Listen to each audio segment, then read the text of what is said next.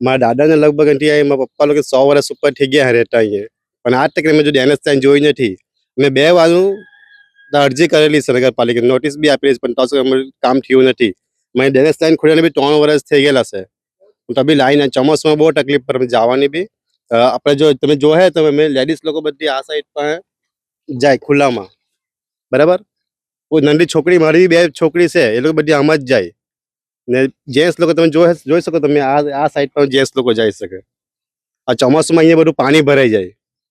તમે ક્યાં ગયા? તકલીફ એ છે અમને. ભાજપવાળા તમે કેટલા રોડ આપ્યા, આટલે લગભગ 100 વર્ષથી વોટ આપતા જ છે, તો સર બી અમારે કોઈ અરજી અમારું સાંભળતું નથી. રૂપિયાના બાટલાની શરૂઆતથી ત્યારે બ્લેકમાં બાટલા વેચાય છે 2500ના ભાવે, તો પણ બાટલા નથી મળતા.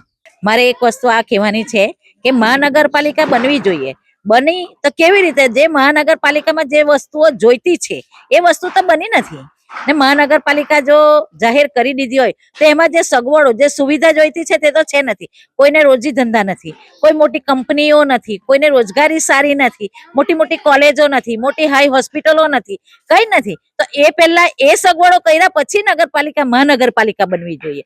આવા જ અવનવા વિડીયો જોવા માટે ફોલો કરો ઇન સેકન્ડ્સ.